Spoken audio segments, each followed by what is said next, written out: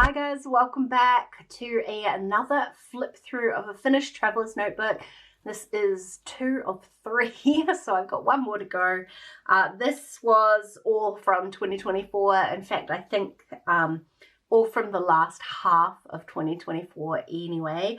I didn't do as many traveler's notebook layouts last year as I maybe wanted to. It just fell off my radar a little bit. So I'm looking forward to getting back into it in 2025.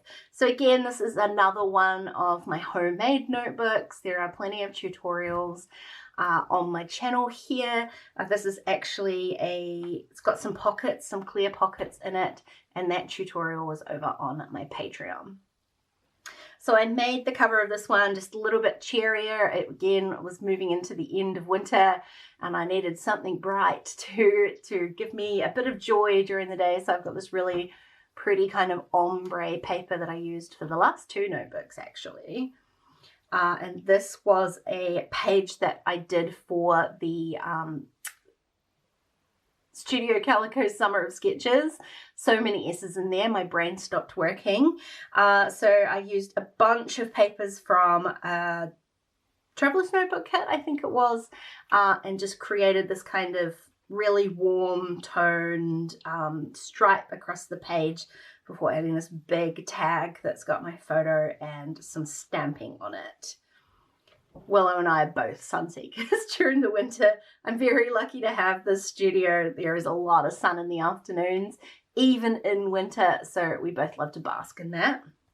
Can't have a Willow page without a Pearl page. This is her, I said, play with my ribbon ball. She is very demanding, a very vocal cat, and honestly Shane gets annoyed, but I just love it. The noises that come out of her are crazy, and I don't often manage to catch a photo of it, but this one I definitely did. I think I did this as a process video over on my Patreon, just using a bunch of kind of stuff from my stash. I really wanted to use this rainbow paper. And I think I had just got this alpha from Studio Calico, so I was kind of desperate to play with it. It's a little bit large for traveler's notebooks. Like I kind of struggled to fit all the words in. So I ended up doing this one. I think I stamped this one 2 or 3 times before giving up and finally adding a second alpha to it, which just made it fit so much better. Oops. A little fun spread using some Rosie Studios goodies. This is just another collection. I can't remember the name of it offhand. So pretty. I'll leave a link for it in the description box if I remember. It's so pretty and fun. And it just was a really simple page. What I really wanted to do was find ways to use a 6x6 paper pad in my traveler's notebook, which is each page is 4 1/4 by 8 1/4 high. So it's like just a little bit big for 6-inch paper pads, but if you cut down some strips and tear them in the middle, you can create what effectively looks like a full page spread using 6x6 paper pad. This is one of the pocket pages, and I just had a bit of fun playing with some neon, I can't remember this, some sort of neon texture paste and a stencil from scrapbook.com. I really love how the neon worked with some of these other colors. I've just done it on some vellum and popped that into the pocket. It kind of hides the second page there, not my fave. Going to the dentist. I haven't documented a whole lot of kind of bad stuff like that, but it's not my favorite going to the dentist. So I managed to find a way to make it a little bit more fun by popping it in my notebook here. This is again just using a bunch of citrus twist stuff out of my stash. My favorite little foam alphas in black, and my snarky stamps. Crippling anxiety is my cardio. This is definitely a fun way to kind of put some not so fun stuff in your documenting. This is another page using some Rosie Studios goodies. This is a much older collection from my stash, and I'm pretty sure I was using a sketch for this one. A whole bunch of circles in here. Circles are one of those things, like I kind of struggle to use them in my, anywhere really, not just in my traveler's notebooks, but actually sometimes when I do use them, like I really love how it looks. So I took this really kind of graphic horizontal stripe and then contrasted that with some of these round circles, and it just worked out really nicely. This was another pocket page I made with my patrons.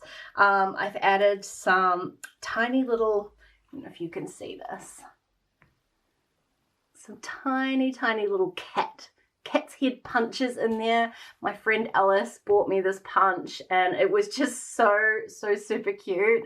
The tiny little cat's heads, and I ended up kind of recreating a letterboard look. It's probably hard to see on video here, but I used a scoring tool and kind of scored a whole bunch of lines and added my alphas to make it look a bit like a letterboard. I do have a pink letterboard very similar to this one in my room, before adding in some photos of Willow, who is just the wildest and craziest, but also the cuddliest girl. So I really love capturing both sides of her.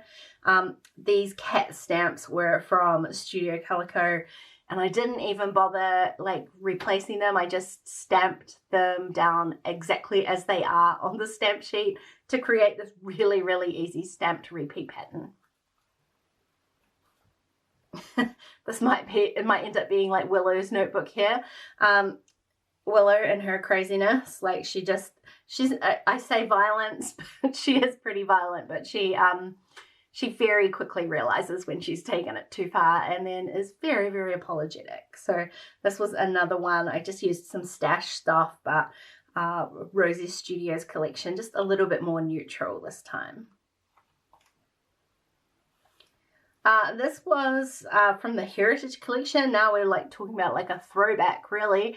I really love this collection, and I still have quite a lot of it left. So I was just playing around with what I do have left, and this is definitely a Willow notebook. I've almost exclusively got Willow photos in here. She is such a cutie, and it was just like a really fun, like just a playtime. Like I love using these kind of darker colors, and I wanted to work out how to kind of offset that. So I had started off by having this wood grain paper in here, and it made the whole spread super dark, especially when I went to put these clear alpha stickers over the top. So in the end, what I did was just use this strip to adhere down a piece of vellum. You can see like it's not attached at all, only down this edge. And so it just lightens this page up. It means those stickers, you can see them. And I've just hidden any kind of adhesive. There's a little bit of adhesive behind this cluster up here as well as down the side. It was just an easy way to add a piece of vellum and to kind of just dull back a pattern a little bit. Oh, and then speaking of throwbacks, this was a throwback page that I put together using some digitals from Citrus Twist. I love those kind of memories that pop up on Facebook and Instagram, and I figured why not recreate something like that in my notebook. So I made this layout on the 2nd of August. I went back through my photos and found a photo from the 2nd of August. Just so happened to be me and this tiny little Jack. I can't believe how small he is in this photo. He is such a grown-up kid now compared to this wee babe. And I just made a little throwback page for myself, which I'm really happy to have something from the past in my current notebook. So that's it. That's the last page in here. Again, I make my notebooks short and sweet. It does mean that it's really easy to fill them. I think I've done a total of about 6 notebooks in 2024.